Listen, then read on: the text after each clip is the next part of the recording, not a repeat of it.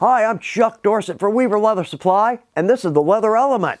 If you've got a good question for us or a good idea for a Leather Element, drop it in the comment box below.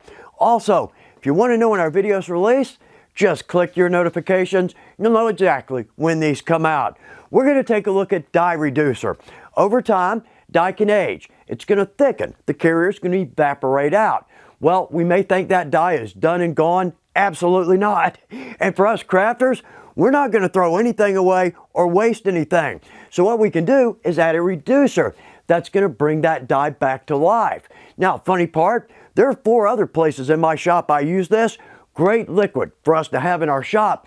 But let's start with the primary job here. Let's start with one good point though. If we're working with dye, reducer, thinners, let's have some good ventilation. Let's keep us and our shop safe. So I've got 2 bins here. We're going with the Pro dye in walnut, and I kind of struggled to find a new and an old dye in one color. So this dye, it's not as old as I would like, but it will certainly give us an idea. Now reducer, it's going to work both on our standard dye and our Pro dye, same carrier. So again, new dye, and over here, old. Well, when we look at the new, when we're pouring it in, swishing it around, looks kind of like water, or reacts kind of like water. Let's say that. Over here, when I pour this in the bin and I swish it around a little bit, it looks like it's starting to get a little bit thick. Now, in all honesty, I typically just eyeball it. I will put in some thinner and run a little test strip through that, see how it dries. But for the video, let's be a little more scientific. But at the same point, we've got a huge window to hit. Here's what I'm talking about. So if we dye this right where it is, it's going to be very dark. There's our walnut, standard walnut. It's going to be very dark. It's not going to feel like it wants to dry. It's oily, and it's going to rub off. That's a big mess. So we'll add our reducer, thin it out just a bit, and it should be a good color. But here's what I'm talking about. So right here, with a little bit thicker dye, right there I've added 1:1. That's a 50-50 mix. That's almost the same color. Here, that's a 3:1. And again, almost the same color. So, like I said, we've got a big window here. So let's do this. With our test strips, let's run this through. Again, what I would consider our new dye.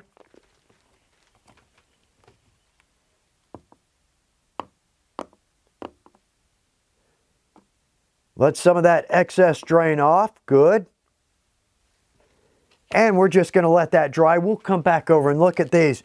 Now over here, I measured this out. And as we use these, let's keep them because they make great measuring cups. We can always use a measuring cup, but if we go in 3/4 inch increments, that divides that up into 4 ounces. So I measured this out. This is our thicker, older dye. And when measured, we have 4 ounces. I'm going to add 1 ounce of our thinner.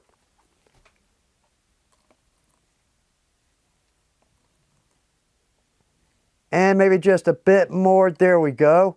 Good. Okay. Now I'm just going to swish that around a little bit.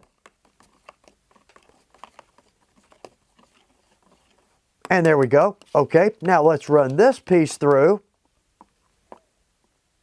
And let's lay that out. And again, we're going to let these dry out. We'll come back over and look at these. But up next, the reducer actually gives us another option. We can absolutely use our reducer to create a stain as opposed to a dye. Now, why would we use a stain? Simply because that's less color. That's going to bring out more of the natural blemishes, range marks in the leather. But at the same time, and this is a question I get all the time, if we thin our dye or reduce our dye, is it going to lighten the color? No, it just means that there's less of that color. So right here, I've got a 4:3 mix. 4 parts dye, 3 parts reducer. So let's see what this does for us.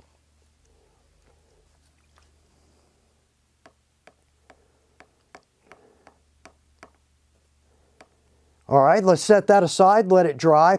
But I can already tell, simply less color. So let's reset here and go to the 3rd way we can use our reducer. Our dye bins can actually get pretty rough, and in all honesty, I could replace that for 49 cents. I've probably had that 10 years. but replacing it, not the point. So we can always go with a paper towel, that's gonna work. But to get our dye bins good and clean, we can go with a little dye reducer. So I'm gonna start with a paper towel, and I'm just gonna clean up the excess dye. And there we go, that's not really bad. I could certainly dye in that again. We're not gonna get a lot of cross-contamination, but if we're dyeing very dark and then very light, it could be a problem. So now, let's go with a little bit of our dye reducer, see what this does for us.